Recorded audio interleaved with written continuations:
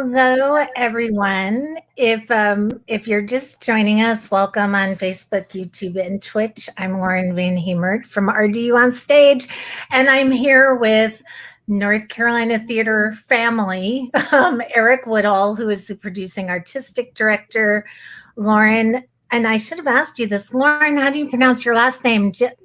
Yango. Jungel, okay. Lauren Jungel, who is a new associate producer. I want to make sure I get it right. And Maya Bryant, who's the new communications manager. And I'm so excited to chat with all of you. If you have any questions, please put them in the chat. I know lots of people have lots of questions about the new season, so we'll try to get to all of that. But it's hard to believe, Eric, it has been a year since you closed Kinky Boots, which was such a joy fest. I love that show so much. Hard to believe. Yeah. It's crazy to believe. I know we were in a staff meeting the other day, and I said a year ago today we were doing the final run through in the room before we went into the theater, and it kind of hit everybody, you know. And it makes me sad that it's been so long. But then on one hand, but then on the other hand, I think it wasn't that long ago. Like, I can picture it, and if I think that a year from now, if it's going to be back to that, if there was a way that it will be fully back to that, then that's exciting. You know, we can make that work. But yeah, it was David Wood actually texted today that we were ending 6 years ago. We were ending Billy Elliot right now, and what great memories those are. Like, it's incredible to think about how time flies with all of this. It is, and I said before we went on air, you're trying to break some record or something for being, you know, I feel like I need a pin or a badge or something at this point. I know Saturday Night Live has jackets, but you have been on my show, on my podcast more than anybody else, and every time I interview you, I learned something new. And a couple weeks ago, you were on Seth Speaks with some of the cast members from All My Children. I'm going to share my screen because everybody needs to see it. Oh no, where did it go? Eric, you hijacked my computer, so I couldn't show this picture of you. Oh no. Here's Eric Woodall with Jeannie Francis. Oh wait. From All My Children. Now he's leaving, but he's got the hair. He's got No, it's kind of the same. Same thing. Split an image. Yeah. Perfect. But how was that? I mean, what Seth and James are doing with Stars in the House is so unbelievable. They've raised so much money for the Actors Fund. You've been on before with Billy Porter, but how was it hanging out with Seth and some of the folks from All My Children and having that reunion? Oh my gosh, it was amazing. And you know, anytime I can help out the Actors Fund and anything for Seth and James, I jump at the opportunity. And it was, you know, they've started doing these game nights, which I thought, really, people are going to be interested in watching people play games, but it was really fun. I was nervous about it, but it was great to take this walk down memory lane because, I mean, I hadn't looked at that stuff in you know, years and years, and I do obviously look a lot different, as most of us do now. But it was amazing. I never thought I would be on a soap opera. I had gone to Carnegie Mellon and trained to be, you know, like, I don't quote unquote real actor, but I always loved soap operas, so I didn't have like my nose turned up. I just didn't think I was very skinny. I had soap hair. But I never thought that I would really be on the show. And it happened very quickly for me. And right after college, I mean, literally the day after graduation, I was in the dressing room at ABC Studios. It was unreal. And it was amazing. It is. I have such respect. You know, there are some incredible actors on soaps. Used to be more than there are now because there aren't many soaps left, but there's still great actors on them. but it's a skill. It is a skill. I mean, Seth touched on it the other night. You know, he was so surprised when he was on it that there were no cue cards. There's no cue cards. You know, you learn it just so fast, and you don't improv because they're calling the camera shots off of the words, the lines. So it was I learned an incredible amount, and it was a lot of fun as well. It is like a boot camp. The summer I was at As the World Turns, I had grown up watching As the World Turns. I loved As the World Turns, but the summer I was working there, I gained such an appreciation for what the actors do on a daily basis, because it's like learning a full show every day for some of them, and it was amazing. So I thought that was a lot of fun. I'm always learning new things about you because you're so humble. I gotta keep you guessing. If I'm gonna be your sidekick, your Ed McMahon. I know. I'm still waiting for the banana nut pudding, but you know, it's all good. It'll come. So we're going to shift gears now, and I really do want to talk about North Carolina theater. Lauren and Maya, I am so happy you're on board with North Carolina theater. I spoke to Robert Hartwell a few weeks or a few days ago. He'll be on the podcast coming up next week, and he's amazing. But what I sense, Eric, is that with these new hires and with the most recent press release that was just sent out, I almost feel like there's so much optimism right now. There's this light at the end of the tunnel feeling. Every time I've spoken to you in the last year, it's been so much of the unknown. And I feel like this press release really looked forward to the new season. Am I just reading the tea leaves because I'm hoping and wishing, or no, I don't think you're reading the tea leaves. I think that, things are stepping forward, and with the news of the vaccine, and with there being, positive changes and things getting quicker, I think there is an optimism. We can see a glimmer of light at the end of the tunnel. I will be honest with you, and I'm sure we're going to talk more about it later, but as far as a timeline, I am not 100%. We're still figuring it out. We're holding to what is out there right now, and we're hoping that we can make things work on that timeline. But, I think I've said it to you before, Lauren, but one of my favorite quotes is champions adjust. And you just have to take what's being given to us and make the most of it and not give up. That's the whole thing. And it's like, okay, if I see that curveball coming, I gotta hit it that way, and so we're figuring it out. But the exciting part is being able to do some rearranging, fill some of these positions.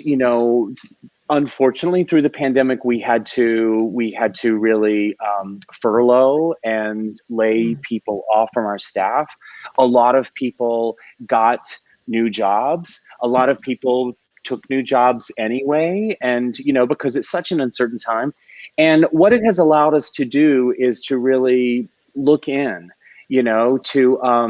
to be introspective and to figure out, where do we want to go? What baby steps will we be able to take? And then when we're taking big steps, where are we headed? And so this is a very important time to make decisions by bringing in people who feel right with the vision that we share at North Carolina Theater, and that correspond with our mission.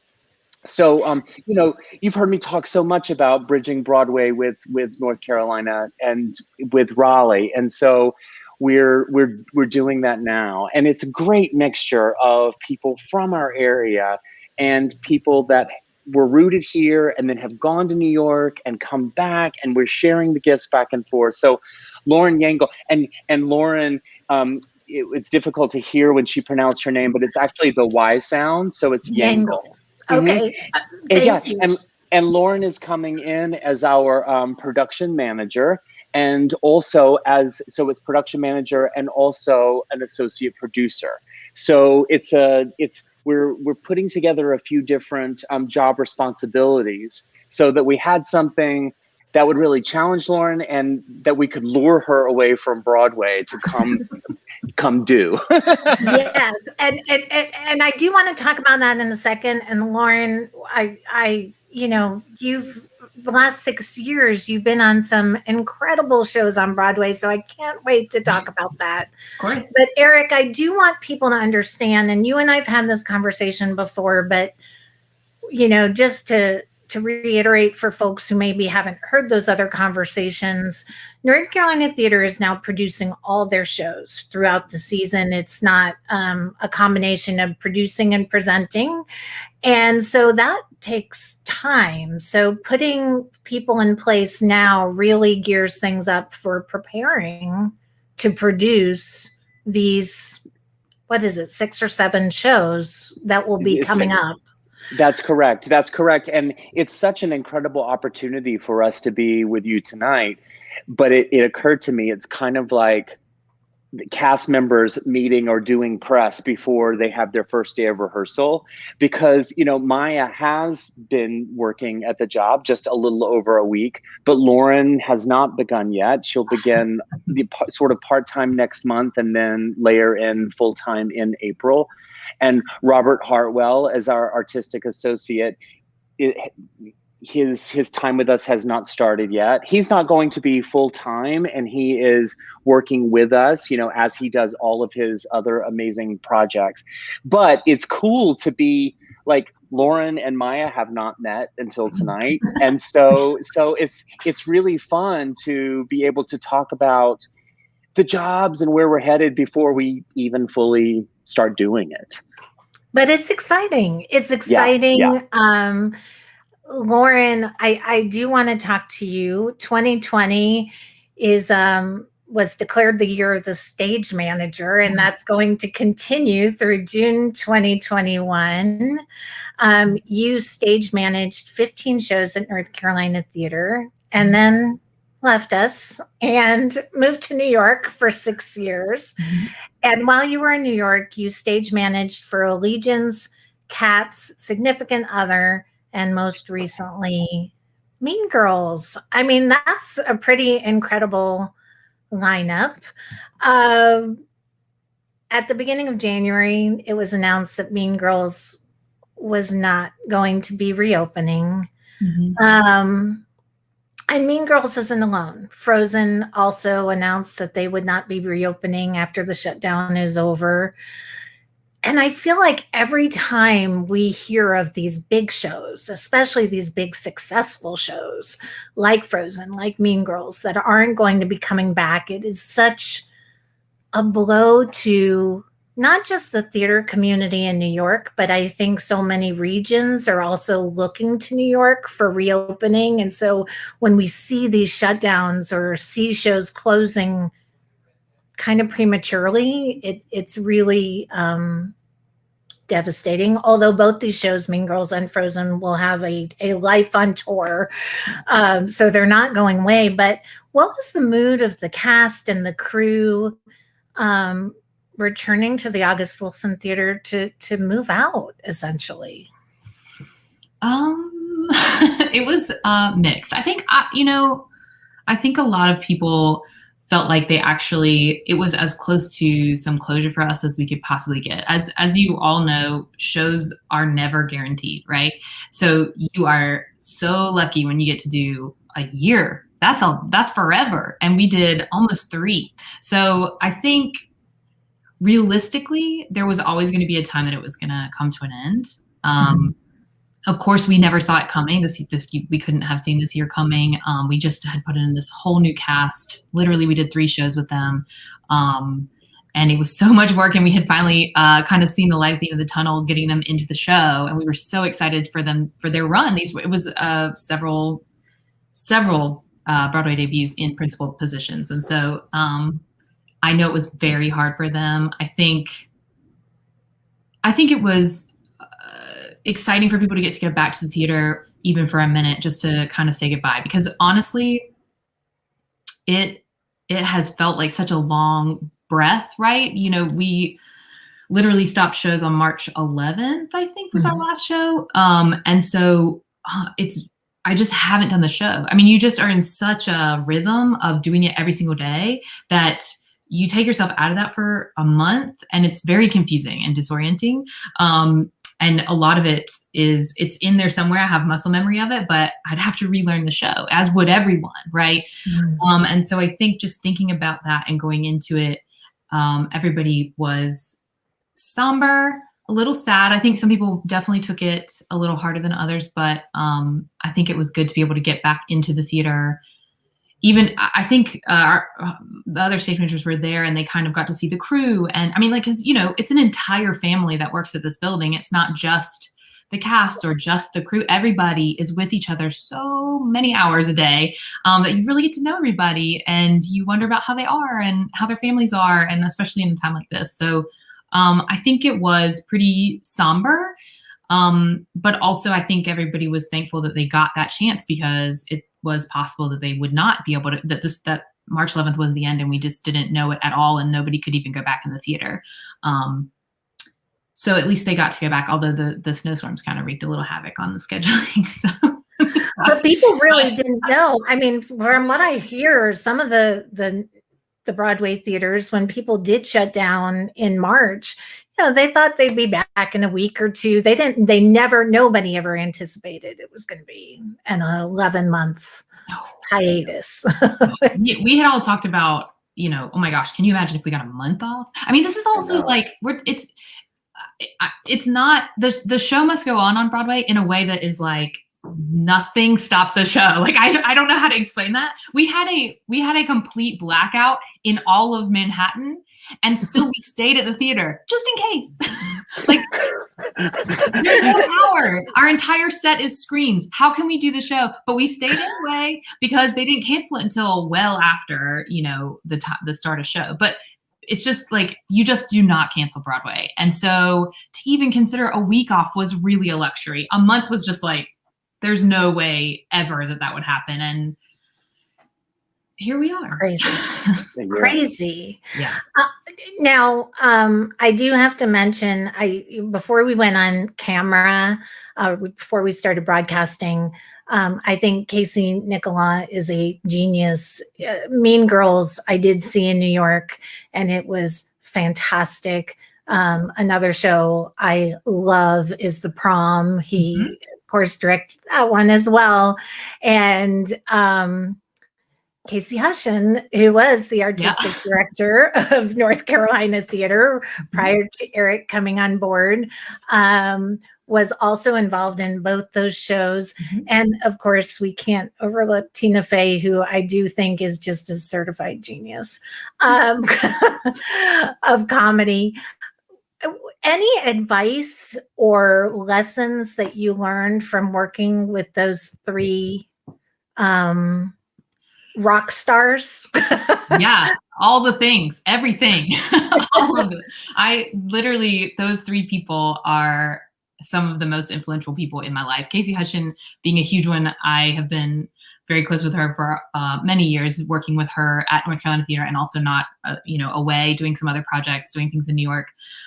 So this was a treat to get to work with her. And actually my stage management team on Mean Girls also worked on The Prom when it was out of town. And so I felt like, even though I was not personally working on The Prom, I kind of felt this weird investment, because also half of the cast had been on it. And so it was like, we like worked so closely with that stage management team as well. And so we were rooting for them the whole time. And it was phenomenal. We got to go. It was great. Casey and Tina, the trio. I think I really can't say enough wonderful things about all three of them. Truly, I could, if we had 5 hours, I would just sit here and tell you how great they are to work with and how amazing they are. I think truly, though, the thing that shines the most about all of them, besides they really have a love of what they're doing, which I think speaks volumes, right? It's in every intention, it's in every movement, it's in every note that they give. also I think it really comes out in their hard work. So I think that's the thing really that I take away from how hard they worked. You know, Tina was in rehearsal from day one with us. And like, there's not a lot of people that are in the room as much as a stage manager. And to have Casey, and often Tina in the room with us before rehearsal, after rehearsal, that's really special. Like, it really showed me, you know, people are like, they got where they are because they worked so hard and just didn't stop. Like, you know, and I don't mean that like they're workaholics, but more like it was never enough. They wanted to keep pushing, make it better, do this better. We can think through this again. We can do this in a different way. Come at this from a different angle. What about this joke? What about this line? What about this word? No, let's scratch that choreography. We need to try this other thing. Like, okay, now we need this. You know, it's just, I know that's kind of speaks for itself in a good director and a good writer, but they just took it to another level, in my opinion. And I've been in the room with some great people, so I'm not, Eric included. Like, I mean, I really have. I've spent a lot of time with creative people, and they are always wonderful. And these three took it up even higher. And Tina, she's been such a champion of Broadway. She did that beautiful NBC Broadway night in December. I think it made us all happy and sad and long for getting back to what we love. So it's really exciting to hear you talk about them in such a positive light. You want the people that you admire to be exactly how you dream they would be. And so when I hear things like this, it just makes me happy that they actually are. They are 100%. Lauren, part of your job will be to grow the shows technically and artistically while ensuring safety. And I'm obviously you haven't dug in yet. You haven't started actually the job yet, but talk to me, and Eric, maybe you can speak to this too, about some of the challenges of maintaining the balance between the artistic integrity of a show and what's going to happen with safety and keeping the actors safe on a show like Sister Act or On Your Feet. In a post-COVID environment, there's going to be kind of that juggle, keeping the artistic integrity, what people are used to seeing or want to see from those brand name musicals, those known titles, and keeping the actors safe. Yes, it's always been quite a dance, and it's something that Lauren has a lot of experience with as a stage manager, and so a lot of those responsibilities go hand in hand with being the production manager, where you're not just looking at those safety elements as they are pertaining to the performers. You are looking at that, but you have a stage management team there as well doing that. But Lauren will now be looking at that on a whole, from the shop builds and how, with the load, there'll be a technical director there, but also like overseeing the load ins, the load outs, and that safety element. We're still figuring out in a post-COVID world how large or how small our productions will need to be. I am dedicated to making sure that the spectacle and the magic is still the same or even better, but it may mean that some of the production elements are rethought, and perhaps smaller, more economical in some ways, but that, oh my goodness, Rent at the time was, so groundbreaking, like Hair was before it, with being small, especially Rent, with the way it was done on stage production wise. But so there might be some of that, but even with that, it doesn't mean that the process is any less. And so there will be figuring all of that out, as we work together and suss it through, and figure out how this is going to happen. And safety, safety means a lot of different things these days. Right before I hopped on this call, I was on the Broadway coalition meeting that was talking about, and I had to jump off when Kate Schindel of Equity was talking, and Janine Tesori, and they were talking about, from an equity point of view, just performers, but then on the whole project, we have to feel like safe space is a real thing and not a term that is just given lip service. And that if people feel like they're not safe for whatever reason, or they're not being heard, or they feel, we have to open a new dialogue. And that's not all going to be on Lauren's shoulders, but that's going to be an added part of it as well, as we move forward, because theater is going to be different. I mean, I joke that we're coming out of the ashes, but there's a thrilling part of it because we get to do things differently that maybe, when I came here, it was to invoke change. I mean, not change. What Casey was doing was amazing, and Carolee Baxter as producer. But when Elizabeth Doran came in, and it started to be a different mission. And when we stopped presenting shows, and really, as you said, Lauren, started doing all of the shows, we want to really increase our identity to be known as a regional theater company.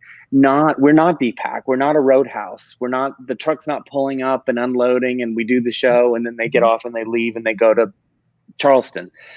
We are putting things together, and really we want the season to say something, and we want the shows to say something, and we want to dig into the community efforts in a new way.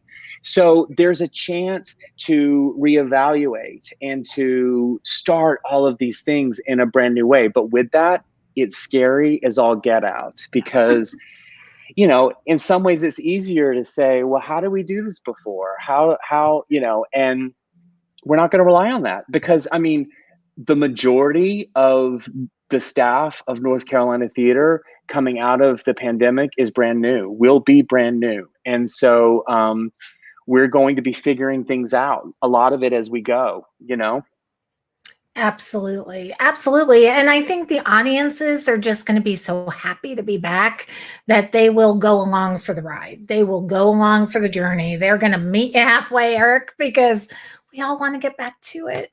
That's it. Lauren, I do have to tell you, and Maya, you're in the hot seat next, but Lauren, I do have to tell you my favorite story.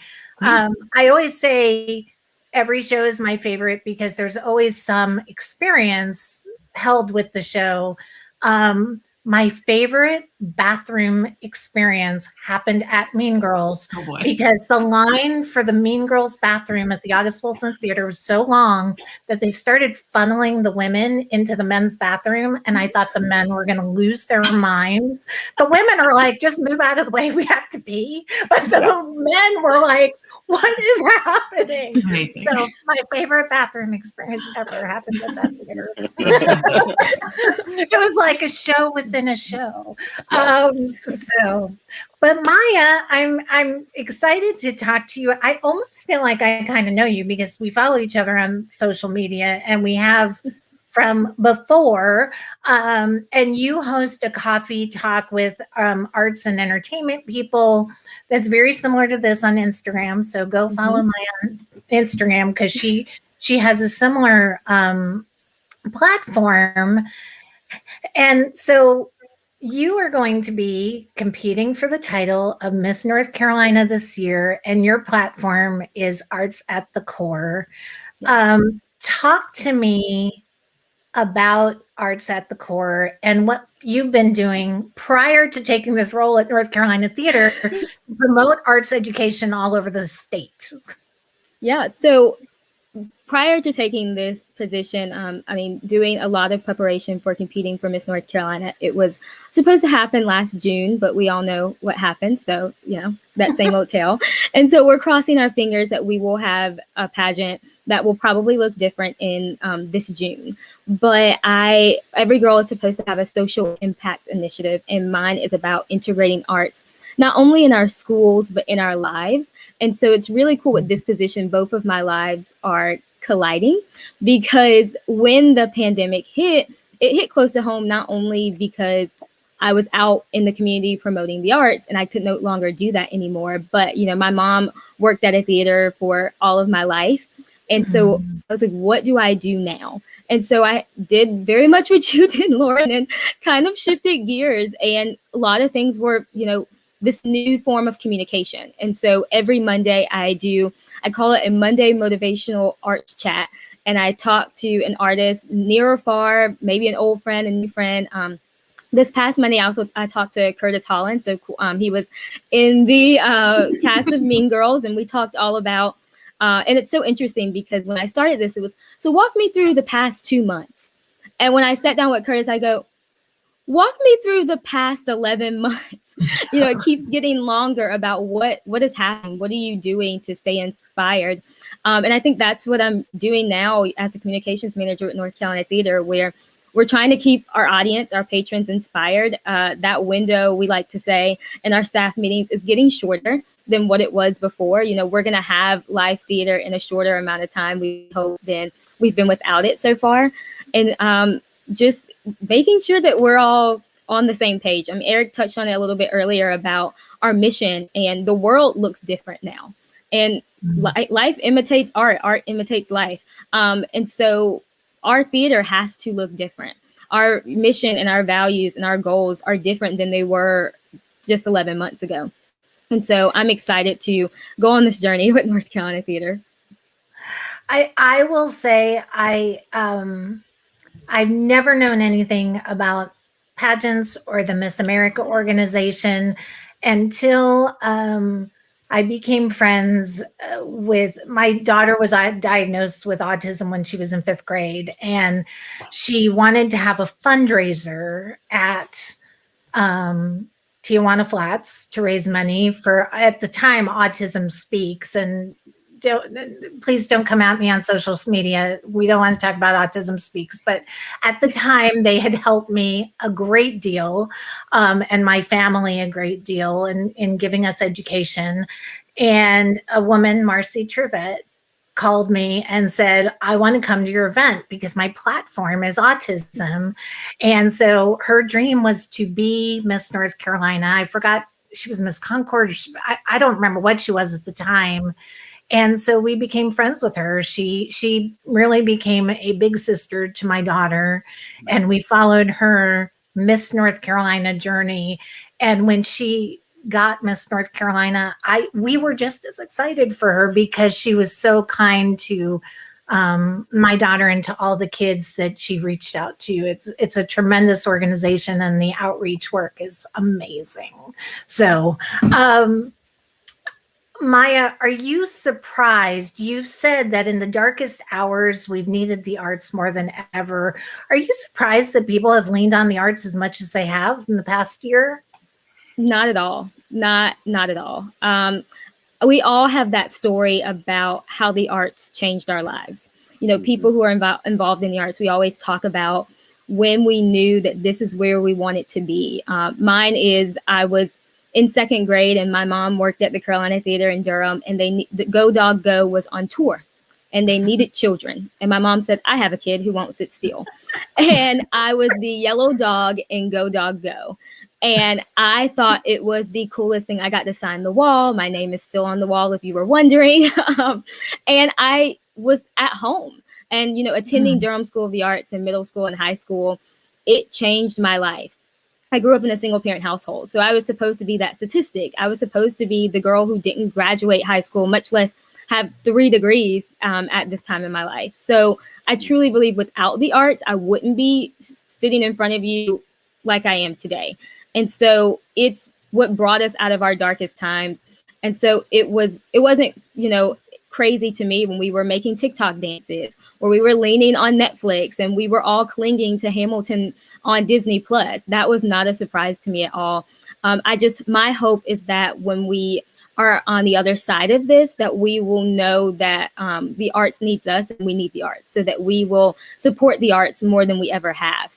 Because, you know, there are so many people who are unemployed right now, who won't see the other side of this pandemic. And I think that is something that we have to keep in mind as well.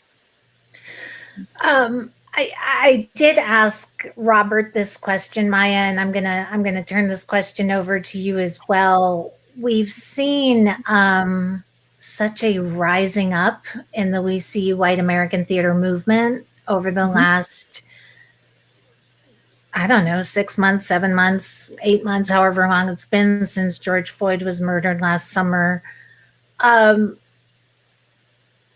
Because of your involvement with arts education and promoting the arts, especially with children, do you feel like building anti-racist theater systems begins at that educational level? Absolutely. And I think what we see is, I mean, I talk about my story of being saved from the arts and not being a statistic, but we see in low income communities where the arts are not readily available. And so I think that's something that we need to see on the other side of this as well, is how can we partner with our communities and ensure that children have access to the arts, children have that outlet to be whoever they want to be. I can think about times where I was in that Black theater at school and I was whoever I wanted to be. It didn't matter what was going on outside of those walls, that I was going on this journey with my friends and who had become family. And so I think that is something else we need to think about. And that was what I was talking about earlier, where, you know, the world is changing. And I have to keep this sense of hope from how the world is going to look different when I have children or my friends have children. And so we have to keep up with the times. And so the theater has to keep up with that as well. I so agree. Eric, with this We See White American Theater movement, there's such a demand for equitable presence, both in programming and personnel. Are you seeing a kind of cultural shift in who's being brought to come to the table? Like we're seeing at North Carolina Theater, you've got BIPOC people of people of color in these key role positions now. You're bringing them to the table. Is North Carolina Theater an anomaly, or is this what we're seeing as kind of a cultural shift across the board on Broadway, off Broadway, regional theaters? Gosh, I hope that we are not an anomaly. I choose to believe that we won't be. It's interesting, the meeting that I was just on was kind of a time for a check-in to see where things are. And unfortunately, it is felt that things haven't moved at a very swift pace. And it's felt that there is a lot of talk, but not a ton of action. And I get that. I get that. I think a lot about it. And not only do I think a lot about it, I talk a lot about it. We as a company talk a lot about it. We have gone through DEI training, and we have bi-weekly. I never know which is the right term. It's every other week. We have meetings with our new task force, which is racial equity inclusion task force that we started with our board and our staff. And so, that also can be lip service. It's not in our case, I'm proud to report, but it's all about what do you do with that? Mm-hmm. And so I hope that we are taking some positive steps. The thing is, I am so thrilled with these two ladies that are on this call, Robert Hartwell. Yes, it's wonderful that it happens to be providing some BIPOC opportunities, but that's not where we were headed with it needing to be that. It's great that it lined up too, but I mean, at the end of the day, you have to get incredible people to fill spots. So there's lots of things that go into it. But I think the important point is that it needs to be one of those elements that in making those decisions. And it can be an important element. And it certainly can be a more important element than it has been in the past, because what we have seen, this has been an important issue to me as a white male for a long time, but there's always a lot more to do. And the awareness is one thing, but you have to be an advocate. You have to always be thinking, what more can I do? What more can I do? Because you're not operating with it being an equal playing field. So, so I look, it's tough because anything that we talk about that we think is really positive, it sounds like we are patting ourselves on the back and we're saying, look at what we've done.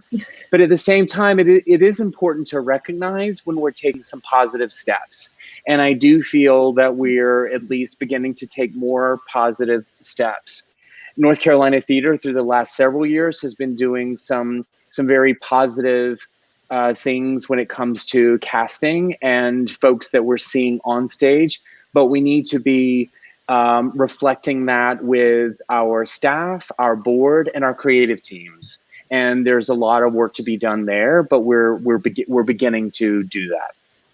Mm-hmm. As an arts journalist, as someone who has observed the theater community in this area for almost 3-4 years now, I will say that the biggest difference I see with theaters, and maybe to speak to why some theaters aren't making as much progress as fast as some might hope, there's a lot of theaters that kind of jumped on this bandwagon. You know, George Floyd was murdered. Everybody came out with solidarity statements. We kind of jumped on this hashtag and trend. But there were some theaters that were doing the work years ago, prior to the We See White American Theater movement. And I believe, being an observer of theater in this area, that North Carolina Theater has been one of those. And I say that because I've seen the outreach you all have done with shows like Kinky Boots. I saw the community outreach you did with St. Augustine's when you did the Delaney sisters. There's been a lot of intentionality in the casting and the stories that are being put on stage, especially since Elizabeth and Eric, you've come into the picture here at North Carolina Theater. So I do believe, and I'll echo what Robert told me. Robert said he's choosing to work with companies that were already doing the work prior to last summer. And so he's choosing to work with North Carolina Theater is truly a testament to the work that you've already done and the work that will continue to happen. I appreciate you saying that. And it is helpful to hear that as a motivation to continue.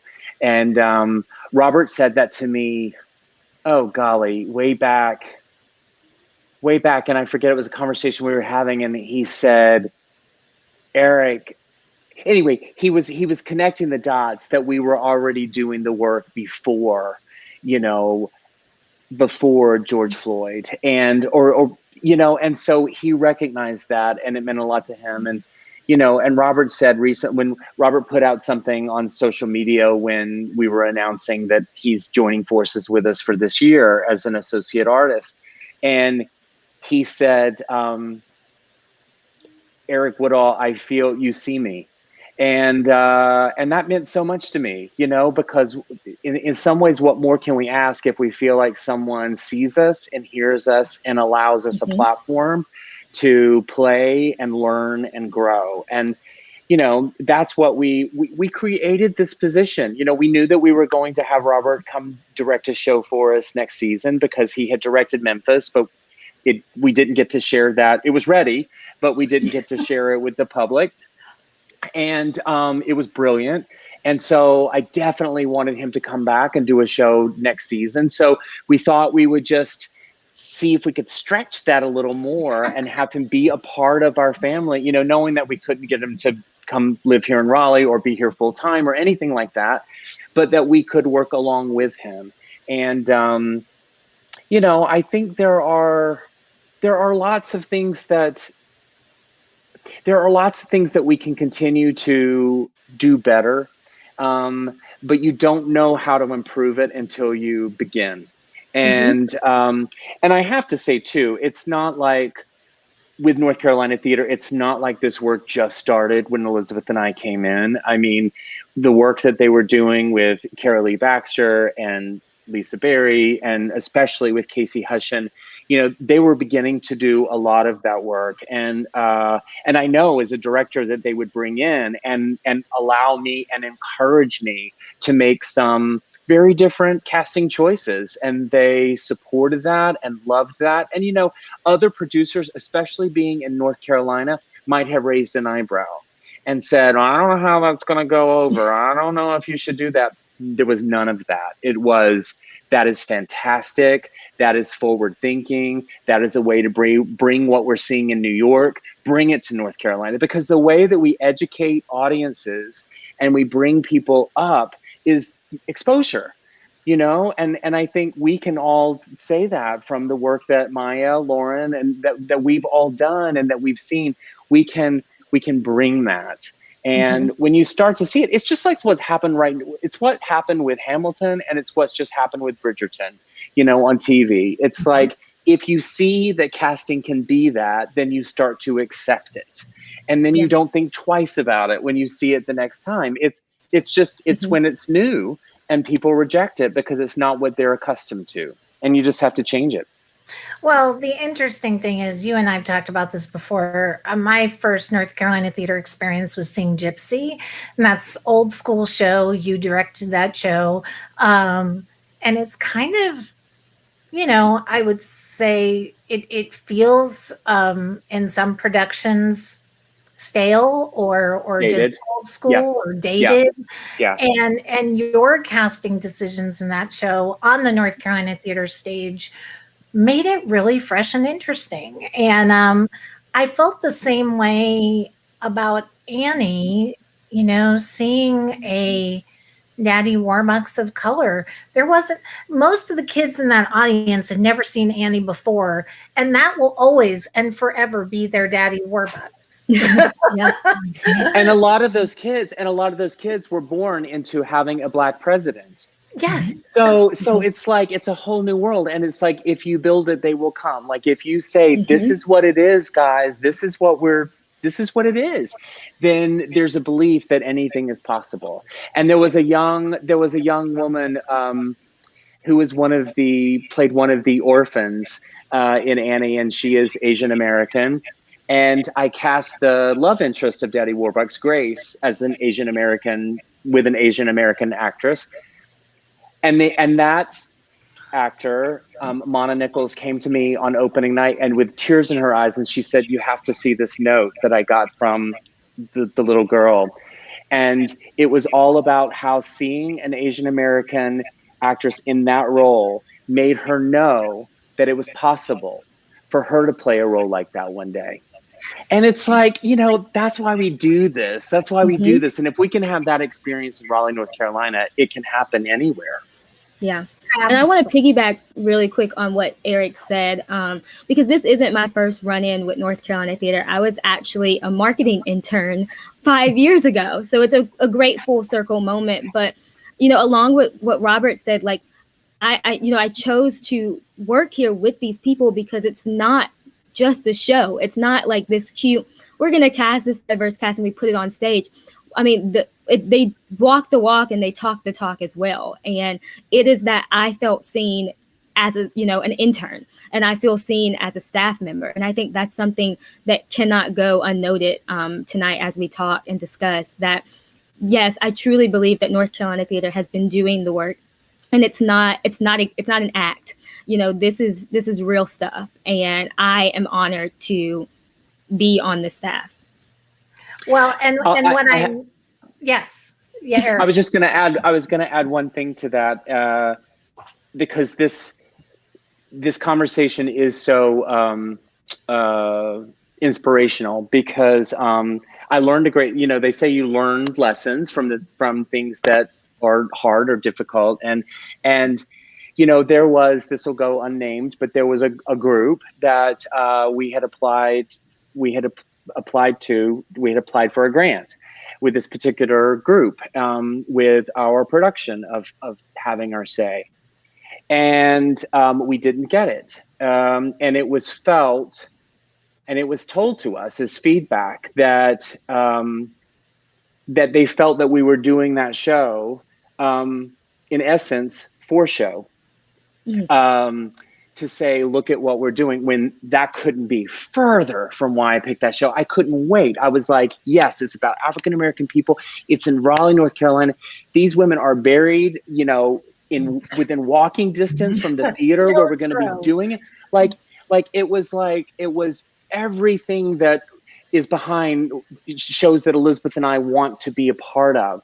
So it couldn't have been further from the truth. And it really stung me. It stung me. And I thought, you know what? I can't blame them, because they need context. They need to see that this is not a one-hit wonder. This is not a one-time thing. We're not just reaching out to Black folks saying, come see our Black show and then we're done with you. We want to build a relationship. And that takes time. So I wasn't angry or even miffed anymore. I just took it as a lesson.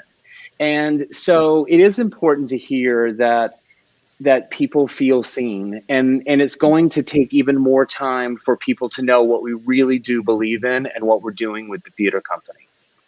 Absolutely. 100%. And what I love about Maya and Robert coming on is that they really bring this lens of arts education that they're bringing, you know, this spin of arts education that they're bringing to their positions. And so I love that. And then Lauren, like you said, she just paves that road between New York and North Carolina, you know, makes that paving a little bit more solid, like you and I've talked about so many times. So I think it's going to be a great team. And I was so happy to get the notice that Maya, Lauren, and Robert were coming on board. Robert, I had interviewed for Memphis way back when, and fell in love with him. So I was so happy to see he was going to be more involved. And it's, I think, just exciting times ahead. I'm excited to get back to the theater. I'm excited to see these shows. Eric, I know exactly how you're going to answer this question, so maybe I'm not even going to pose it to you. I may have to hit Maya and Lauren with this one. Do you have a show in the season that you are excited to see get produced on stage at North Carolina Theater out of these 6 shows? Ooh.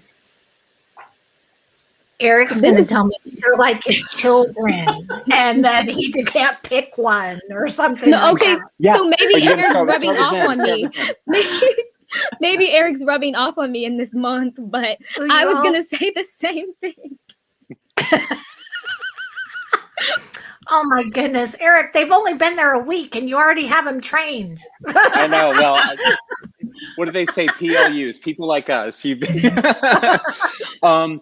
But I think I'm excited. I mean, you're right. It's hard for me to talk about just one of them because I'm so passionate about picking all of the shows. And but there are different reasons for different shows. I mean, to be able to do Sister Act in the area is exciting with this, and I know it's had productions in the area as well that were wonderful, but to do it with a mixture of local talent, bringing in Broadway talent, I think is going to be incredible. To do 9 to 5, I can't wait. But I'm really excited about On Your Feet. You know, it just felt right. Like it kind of blew me away when I saw it in New York, and to feel like I will not be directing that production, but to feel like I can be a part of bringing that to audiences and celebrating, you know, a Latinx cast, and hopefully getting more Latinx folks in our audience to enjoy it as well.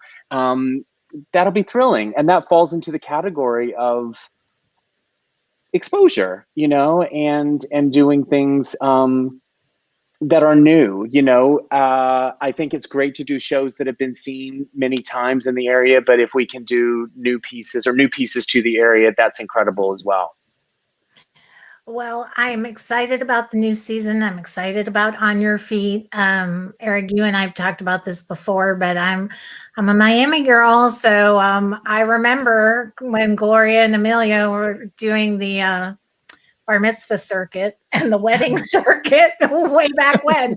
I remember when Congo was on the radio for the first time. You know, those were the moments that I remember, and seeing them just burst onto the scene as the Miami Sound Machine, and then her as a solo artist, and now her daughter, I mean, is such a talented musician. So it'll be exciting. Zara saw 9 to 5 at a school production of 9 to 5. That was her last show that she saw prior to the shutdown. So she's excited to see that one. And who doesn't love Dolly Parton? I mean, I know. National I know. I don't know. She funded the vaccine that's going to get us all back to theater. So, you know. The show's a tribute to her. Absolutely. Yeah. I'm excited about the messaging in each show. And this is totally the marketing brain in me. But you know, we talk about the deeper message what is that experience? So, you know, yes, we love Dolly and we love 9 to 5, but we're going to talk about women empowerment. Like, I can't wait for that. You know, Eric was talking about, you know, bringing the Latinx community to our theater. I'm excited for that, for us to have this full experience again and dig deeper into these themes of these shows that Eric has picked for our season. I can't wait. And Lauren, Maya, I can't wait to meet you in person. Robert and I already have a date next time he's in North Carolina. He told me to bring him some sweet tea, so I will do that. Perfect. And I just love North Carolina theater so much. I love all the shows that are produced. Eric and I become friends over the last few years, and I just am excited to get back to it. So this gives me hope that we're getting closer.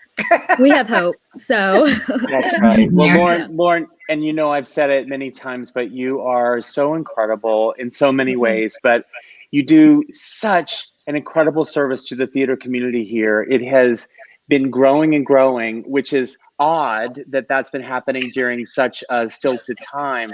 But right. It's due to you and the support and the homework and the knowledge that you bring to this theater community. You're helping us take it all to a new height. And we're so happy that you're an advocate of not only North Carolina theater, but theater in North Carolina. Absolutely. Well, I love the theater here. You know that, Eric. And it never ceases to amaze me, Eric. I know how humble you are. It doesn't matter who I interview. So Zara, my daughter, is a fan of Jen Colella's, and we had gotten her a virtual meet and greet for Christmas because that's all she wanted was to hang out with Jen Colella. Imagine that, my Broadway kid. And there's actually a picture of Eric on my wall. You can't see it. It's up there.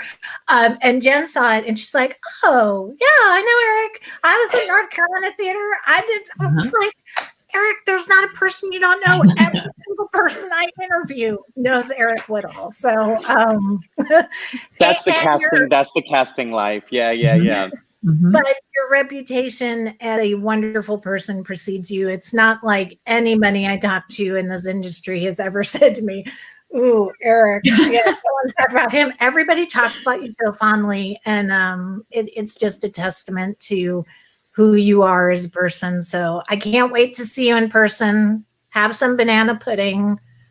I won't ever show a picture of you with hair again. I promise. I just had to do it tonight. It'll be your screensaver.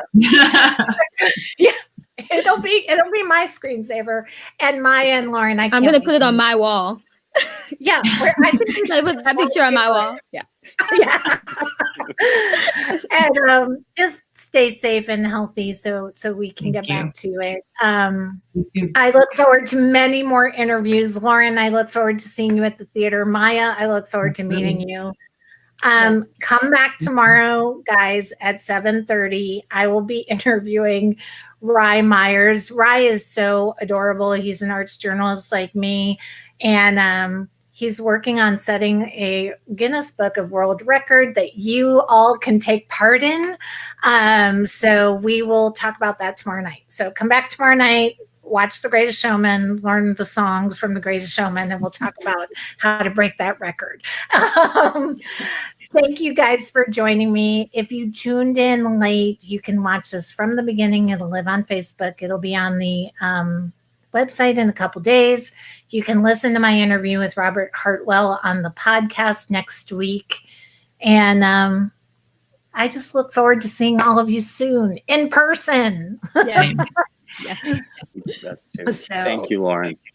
Thank you, you. everyone, and have a good evening.